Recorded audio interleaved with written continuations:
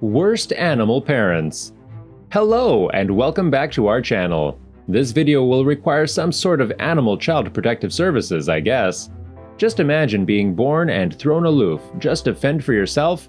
That's something your mom and dad would never do, right? We wish that had been the case for some animals as well. If you see how far these parents actually went for to be concerned with the term survival of the fittest, or just to have fun with their kids, or even torture them pretty badly. The last animal parent will definitely surprise you, so stay tuned for that. But before we start, I would like you to hit that red subscribe button so that you never miss out on any of our videos. Cuckoo chicks. You might have heard the phrase, "At least my mom is better than that of a cuckoo's." The fact is, a cuckoo's mom is the real villain in the story. Imagine literally abandoning your little one in a complete stranger's nest, then that stranger bird feeds your child and takes care of it. As hard as it might seem, the cuckoo actually does this to her chicks, and then they grow up and repeat the same cycle with their own chicks. They even lay their eggs in the nests of other birds to completely cut the parenting process out, or they're just too lazy to be a parent. I mean, who does that to his little one? Mostly, they look for crow's nests. History shows that cuckoos and crows don't get along very well.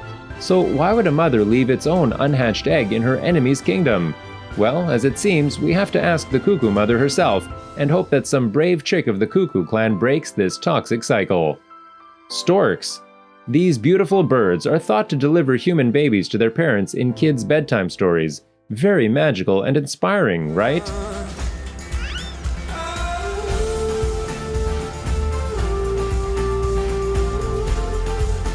But guess what? They might be the worst animal parents to their own offspring. As soon as they hatch numerous little storks, the mother holds each offspring by its neck, then throws them aloof. Looks like your mom is not the only one having mental breakdowns sometimes.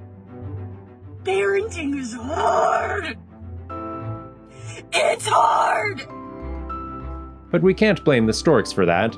It's more of a natural instinct and has nothing to do with the stork being a bad parent. Most animals do this, not because they are mentally unstable, but they follow a process called reduction of broods. These birds usually lay numerous offspring at a time, and usually every time, they don't have the resources to feed or take care of each and every one of them. Hence, to reduce a few offsprings, they do this process for natural selection by throwing everyone out. The stronger ones survive, and the weaklings die. This way, she gets to keep the healthiest babies and discard the rest. Whoosh! Harsh! Hippopotami. Everyone is familiar with the deadly pictures that were revealed from a national park in Zimbabwe. If not, here's how it goes. A mother hippopotamus tried to introduce its infant to her herd. An infant literally 2 days old and so small. Or rather, she tried to introduce it to them because as soon as she reached there with her baby, the entire clan of angry, violent hippos attacked the baby and tore it apart into hundreds of pieces, a sight nobody wants to see. But the real question is, do these hippos also have the same theories behind being such bad parents? Well, we hate to say it, but yes. It's all about overpopulation and limited resources. Scientists have theorized that a normal herd of hippos consists of hardly 10 to 12 members, and sadly, there were already enough of them in the pond and there was no room for the little one. The mother tried to save it, but alas, she couldn't. This is just a theory to try to justify their aggressive behavior, but in reality, nobody knows the exact reason for this infanticide in the hippos clan. This is obviously because they are extremely violent creatures, so they are pretty hard to study and observe. Well, for the record, the remains of the infant hippo were eaten by crocodiles. Lions. The king of the jungle is no exception. When it comes to bad parenting, the lions top the list as well. The male lion is a very prudent creature as per observation. When you're the king of the jungle, you obviously would have numerous enemies of other male lions claiming the throne. Lion versus lion unrests is very common. When the male in a pride changes, it kills the cubs of its predecessor. Then they try to impregnate the mother to make his own babies, as the female lion, like most mammals, can't mate and get pregnant while feeding little cubs. This process is even more complicated than your Facebook love status, right? This process continues to go on in an ultimate war over territory and dominance. Pigs. Pigs are not always as cute as Peppa Pig. They are the most horrendous animals in general and the worst parents in our opinion. They are naturally instigated in all forms. The infant piglets attack the adults, and similarly, the adults attack the piglets. But the worst part is maternal cannibalism. Yeah, you heard it right. The mother pig, as soon as it gives birth to its offspring, bites its kid sometimes. Bites it to death, to be precise. Scientists believe that this might be a response to childbirth pain. They might kill their babies and not even regret it. Most probably, it is the case of maternal aggression hormones. They usually see their infants as foreign bodies who try to attack them, hence they harm them in return. In farms, this behavior is prevented by giving the mother a strong sedative after giving birth. But this doesn't remove the aggression, rather postpones it.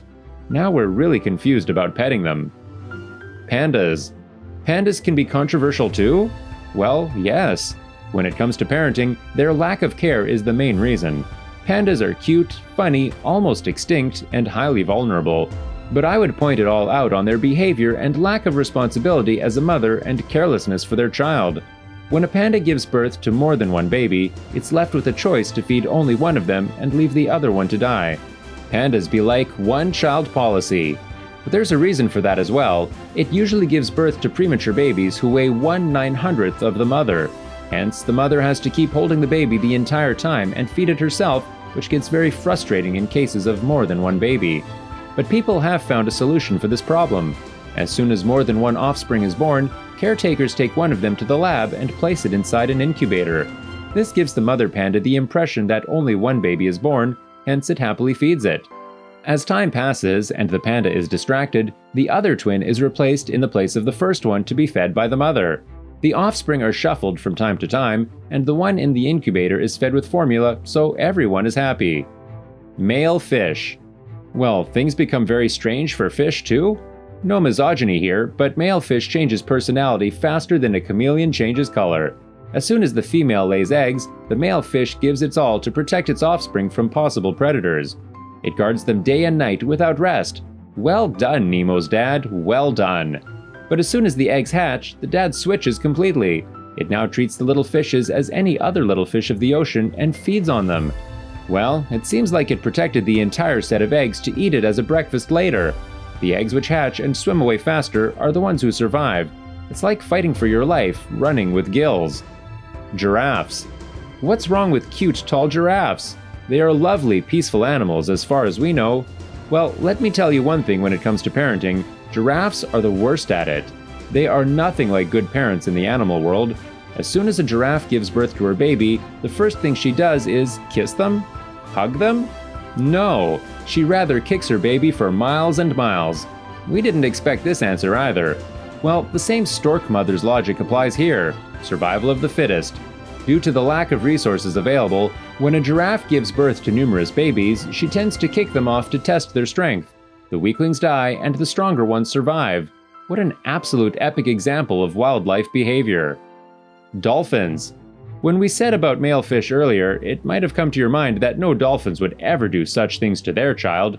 They're cute and our favorite sea creatures out there. Why would they ruin their reputation? Well, as it seems, the same lion logic applies here too. It was observed in the wild that 2 male dolphins literally tried to drown a newborn baby dolphin 2 minutes after its birth and threatened his mother away. This behavior is rarely seen, but male dolphins do it to clear the way to the mother dolphin. Usually, mother dolphins tend to their newborns for several years, hence making her unavailable to mate with a calf by her side. So these male dolphins decided to cut back on time by literally getting rid of the baby dolphin. You must be wondering by now how bad these parents can get. After all, not all animal parents are the same and not all nurturing is the same. So let us know in the comments section below who you think is the worst of all parents. See you on the next one.